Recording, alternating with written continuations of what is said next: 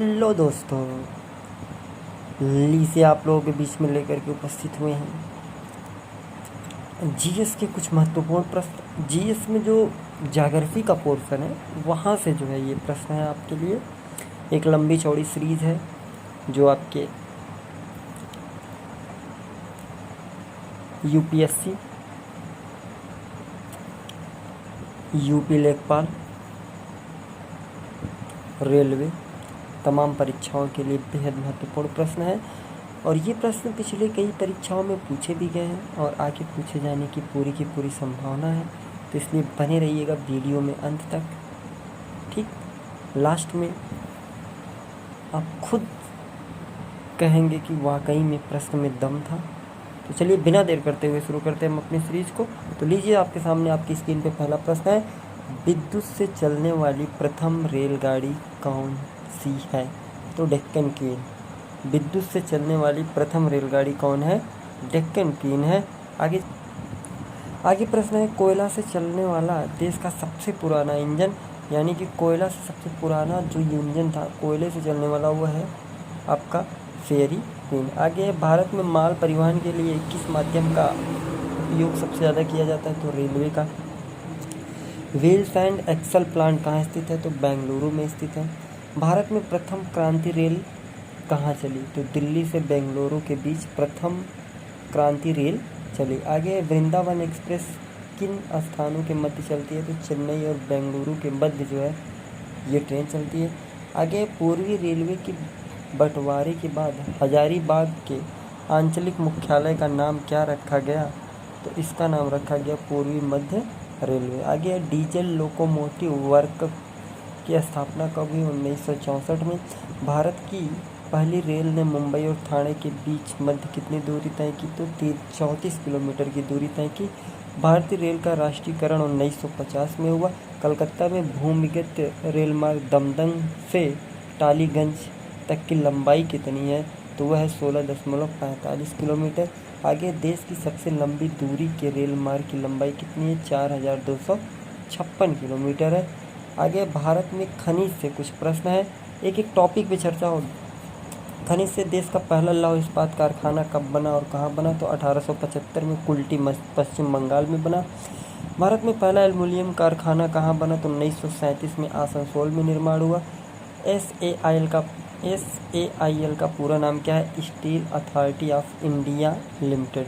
आगे, सेल की स्थापना कब हुई? 1974 में। ब्रिटेन के सहयोग से कौन सा कारखाना निर्मित किया गया? दुर्गापुर पश्चिम बंगाल में। आगे, रूस के सहयोग से कौन सा कारखाना बनाया गया? तो बोकारो बनाया गया। आगे, राउरकेला स्टील कारखाना किस देश के सहयोग से बनाया गया? तो ये बनाया गया जर्मनी से सहयोग से। रूस के सहयोग से दूसरा कौन सा कारखाना भिलाई बनाया गया?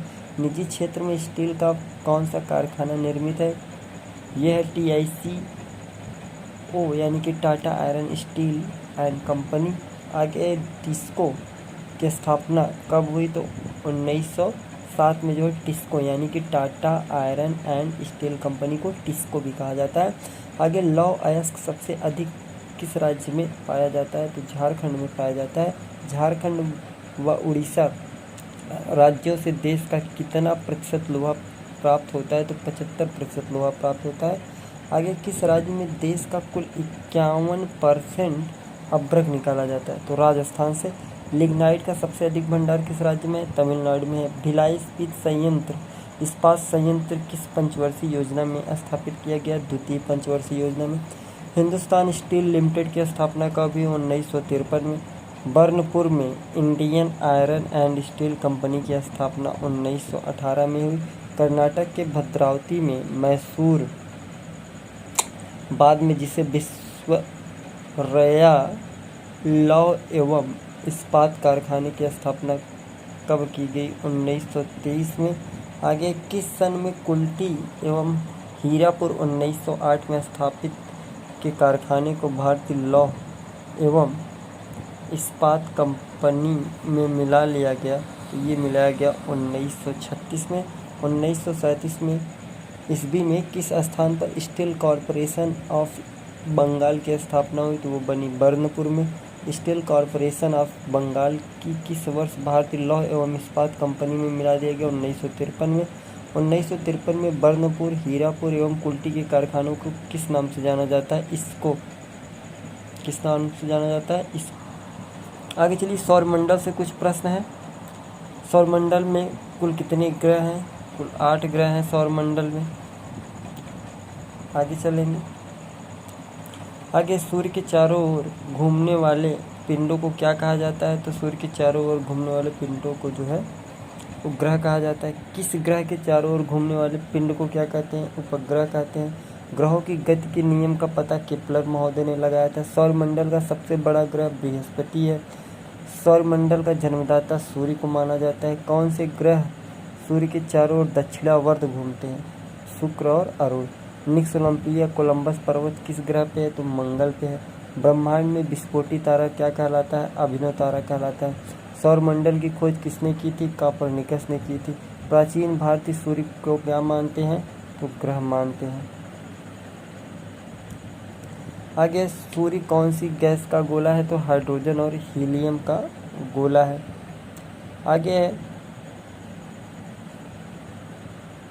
आगे है प्रश्न,